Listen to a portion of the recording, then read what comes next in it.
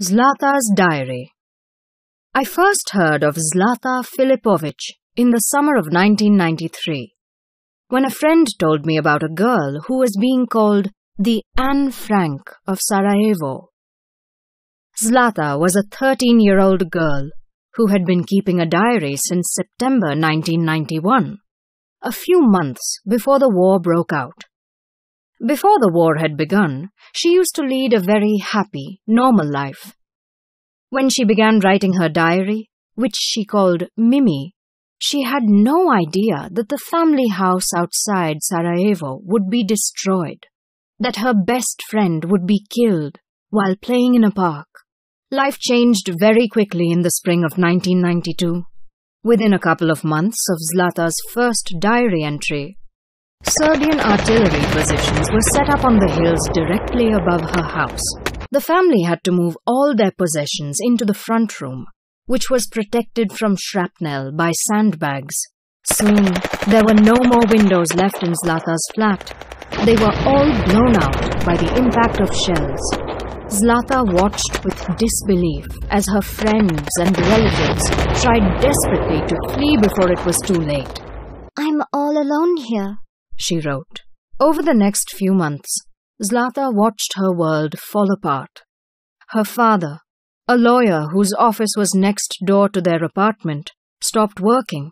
Her mother, a chemist, began to slip into a state of gloom and despair as the family spent day after day cowering in the cellar while heavy artillery ravaged Sarajevo. The electricity was cut and the phone went dead. Food consisted of humanitarian aid packages, an occasional loaf of bread, and sometimes a tin of meat bought on the black market. There was no water to take a bath or even flush a lavatory. The only way to get water was to stand in a queue under frequent shelling.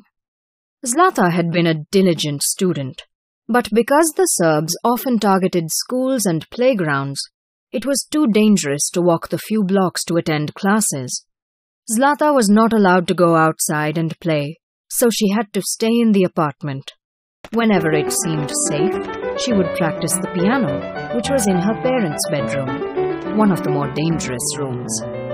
She played Bach and Chopin, even while the sound of machine guns echoed from the hills. It gave her comfort to know that, despite the war, her playing was improving.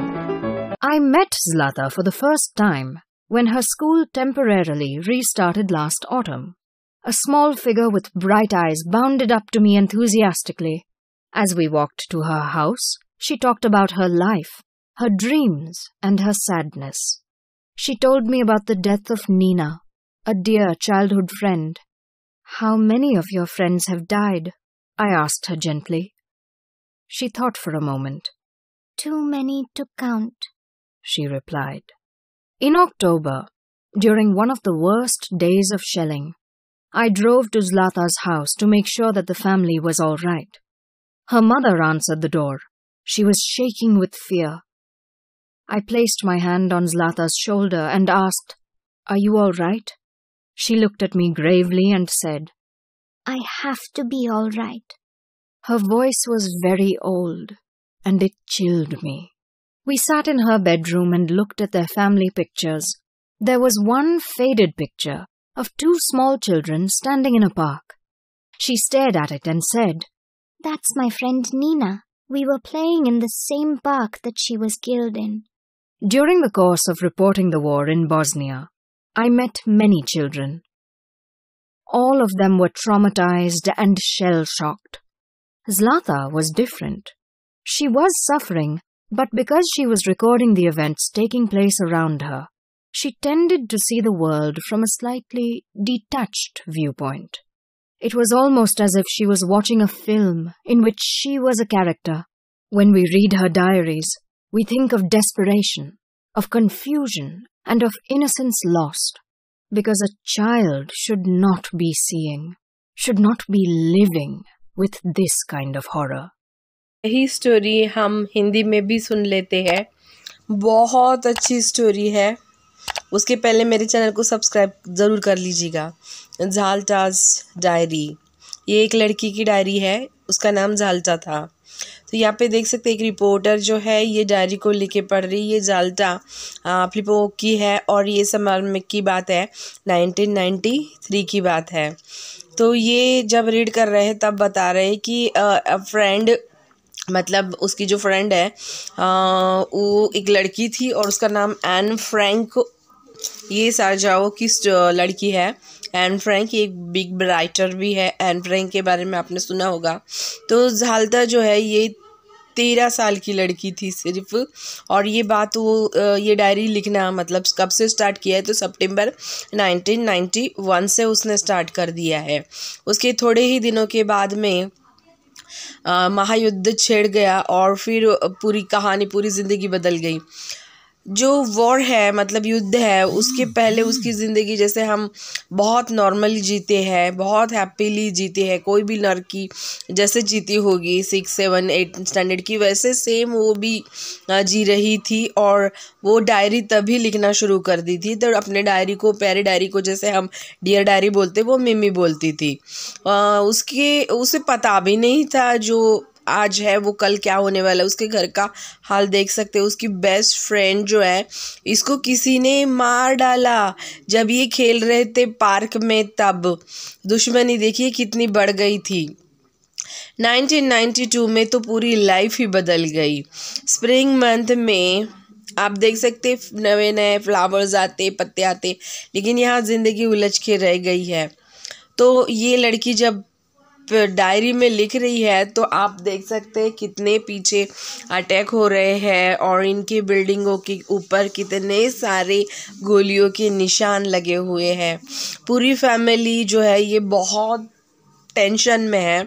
जो सामने वाला hall का दरवाज़ा है वो कैसे पूरा pack कर दिया है, कोई नहीं आना चाहिए, ऐसे पूरी की पूरी जितने भी चीज़ें हैं मोटी वाली वो सब उस हॉल में रखी गई है। और ये इतना बुरा हाल है कि कोई भी विंडो ऐसी बची नहीं कि जिसकी कांच पूरी की पूरी है, सब कांच टूट के है। सभी दीवारों पे दुश्मनों के गोलियों के निशान देखने को मिल रहे हैं। फिर भी खिड़की से हिम्मत करके जाल्टा बाहर देखना चाहती है, देखती है, उसे कोई भी अपना नहीं दिखता। सब यहाँ पे लोग मारामारी करते हुए, एक दूसरे को मारते हुए दिखते हैं और ये सब देख के उसे बहुत ही गंदा लगता है। ऐसे बहुत सारे, एक नहीं, 2 दिन नहीं, 3 दिन नहीं, मंथ चले जाते हैं। जैसे कि कोई पिक्चर वो देख रही है, ज़िंदगी ऐसे गुजर रही थी। उसके पापा जो हमेशा, उनका जो ऑफिस है वो लॉयर थे, उनका जो ऑफिस था वो नेक्स्ट डोर में ही था अपार्टमेंट के यहाँ पे। और उसकी मम्मी जो है एक केमिस्ट थी, लेकिन वो भी ड्यूटी पर नहीं जाती थी, वो घर में ही सोई रहती थी। उसका चेहरा हमेशा उदास रहता था, बहुत सोचास करती थी, उसको बहुत कोई तो टेंशन था ऐसे। और आप देख सकते हैं एक रूम में इन्होंने कैसे अपने आप को बंद करके रखा है, कितने डरे हुए हैं। ये लाइफ, ये वॉर के टाइम में ये इन लोगों ने शारजाह में पहले कभी इन्होंने देखा भी नहीं होगा। बाद में इनकी इलेक्ट्रिसिटी कट गई, बाद में इनके मोबाइल जो फ़ोन है, मोबाइल नहीं फ़ोन का जो वायर है वो भी कट गया। कोई तो ह्यूमैनिटी ऐसे थोड़ा सा खाने को मिल जाता था। ब्रेड तो कभी कभी जो ब्लैक मार्केट होता है, काला बाज़ार, वहाँ पे थोड़ा मीट भी कभी कभी मिलता था। और बहुत दुख भरी कहानी है कि भाई पानी भी नहीं था, बिल्कुल नहीं पानी था। तो क्यों पानी नहीं था? क्योंकि पानी लेने के लिए लाइन लगानी पड़ती थी। जितना समझो आप एक दिन में 15 लीटर पानी पीते हैं, यूज़ करते हैं, तो वो उसके लिए कैन लेके और अगर उसी बीच में समझो दुश्मनों ने अटैक कर दिया, गोली लग गई, तो वहीं पे खलास। ये जो लड़की है ये बहुत इमोशनल लड़की थी, पढ़ाई में भी बहुत अच्छी, लेकिन स्कूल बंद हो गए थे, स्कूल चालू भी थे तो वो नहीं जा सकती थी, प्ले के लिए बाहर निकल नहीं सकती थी कि कोई भी, उसके मम्मी पापा उसको अलाउड ही नहीं करते थे। उसकी बेस्ट फ्रेंड मारी गई थी और अब उसके लिए एक ही ज़िंदगी बची थी, वो जो है वो लिखना।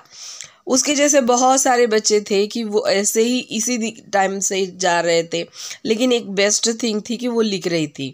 लेकिन वो कभी कभी अपने पियानो पे बैठ के अपने कुछ गानों का रियाज करती थी जो उनके पापा के मम्मी के बेडरूम में रखा हुआ था। और बहुत स्लोली वो धुन सीखना चाहती थी।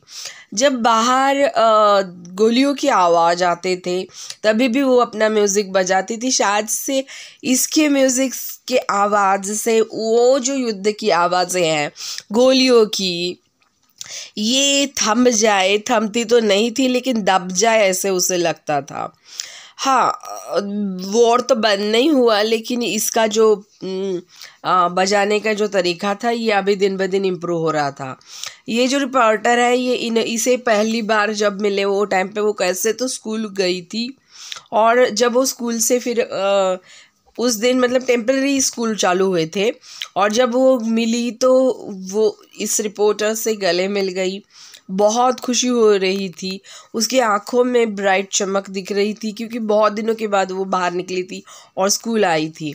ये जब लोग घर वापस जा रहे थे तब रिपोर्टर बार बार उसे पूछ रही थी कि तुम्हारा सैडनेस, ये सब जान के बहुत दुख हुआ, तुम्हारी बेस्ट फ्रेंड जो है नीना, तो लड़की बताती है, जाल्टा बताती कि मेरी बेस्ट फ्रेंड नीना कैसी मारी गई। और ये फिर रिपोर्टर पूछते हैं कि कितने फ्रेंड होंगे तुम्हारे जो मारे गए। तो जाल्टा बड़े ही सोच समझ के और बहुत दुख भरी चेहरा बना के बोलते हैं, बहुत सारे, काउंट नहीं कर सकते हैं, इतने सारे। उसका तरीका बहुत अजीब, मतलब बहुत दुख भरा था। ये 10 अक्टूबर की बात है जब मैं उसे फिर अपने कार में बिठा के उसके घर में उसे छोड़ने के लिए गई थी। जब मैं उसके घर गई थी तो उसके दरवाज़ा खोलते हुए उसकी मम्मी के हाथ पैर थर-थर कर रहे थे, वो डर रही थी। उसकी मम्मी ने कुछ भी आंसर नहीं किया, इतना डर उनके चेहरे पे, इतना टेंशन उनके चेहरे पे था। तब ये रिपोर्टर ने कंधे पे हाथ रख के जाल्टा को पूछा, कैसी हो, अच्छी तो हो? तो जाल्टा ने आंसर दिया, मुझे अच्छा रहना ही पड़ेगा। इसका मतलब समझ सकते हैं कि वो कितनी अंडरस्टैंडिंग लड़की है। मम्मी पापा अगर खुद ही ऑलरेडी टेंशन में है, उसमें ज़्यादा से ज़्यादा टेंशन में मम्मी है, क्योंकि मम्मी को दोनों, मम्मी पापा और लड़की, इनमें से एक भी अगर किसी को कुछ हो जाता है उनकी ज़िंदगी तहस नहस हो जाएगी। ऑलरेडी पूरी तहस नहस हो ही गई है क्या बाकी है उनकी ज़िंदगी में, पर फैमिली है तो बस यही सोच के वो रोक जी रहे थे। कैसे उसके सामने उसकी दोस्त को प्लेइंग के टाइम में कैसे मारा गया, वो कैसे मर गई, वो सब उसने, जाल्टा ने फिर से एक बार बताया कि नीना बहुत प्यारी बच्ची थी और बहुत बुरा लगा जब उसे मारा गया। उसे बोस्निया में ये सारी घटनाएं नहीं थी। जब ये रिपोर्टर रिपोर्टिंग कर रहे थे तो इन्हें बहुत सारे ऐसे फ्रेंड मिले, बच्चे मिले कि उनके साथ ऐसे ही हुआ। उनको बहुत दिनों तक एक ही कमरे में मम्मी पापा के साथ रहना पड़ा, और मम्मी पापा की हालत इतनी बुरी थी कि वो, मतलब पैसे का टेंशन नहीं है, ज़िंदगी जीने का टेंशन है। और ज़िंदगी जीने के लिए पैसा चाहिए, खाना चाहिए। अगर ये बाहर निकलने के बाद नहीं मिल रहा है और एक कमरे में आपको ज़िंदगी बितानी पड़ रही है तो पापा मम्मी टेंशन में है तो बच्चे भी टेंशन में होंगे। ना वो पढ़ाई पे कंसंट्रेशन कर रहे थे ना कुछ भी। लेकिन यहाँ पे जाल्टा जो है ये बेस्ट एक चीज़ कर रही थी कि वो जो महसूस कर रही थी वो सारा लिख रही थी, ताकि उसकी नेक्स्ट बाद में जब नेक्स्ट जनरेशन आए तो वो लोग महसूस कर सके कि जब युद्ध होता है और युद्ध के दौरान ऐसी घटनाएं घटती है तो क्या क्या परिस्थितियाँ आ जाती है, बच्चे कैसे ज़िंदगी जी लेते हैं और लोग जो है वो कितना मुसीबत में हो जाते हैं। तो शायद से ये ऐसी डायरियाँ रहेगी, तो ये डायरीज लोगों को प्रेरित करेगी कि युद्ध ना करे करके। आप यहाँ पे देख सकते हैं कि जाल्टा की डायरी लिखने का मकसद शायद से पूरा हो गया था। उसका चेहरा कितना डरा हुआ आप देख सकते हैं। मैंने ये स्टोरी आप लोगों के लिए बनाई की है, आप देखिए, और बहुत सारे वीडियोस हैं वो भी देखिए। ऐसे ही देखते रहिए मेरे चैनल को। धन्यवाद।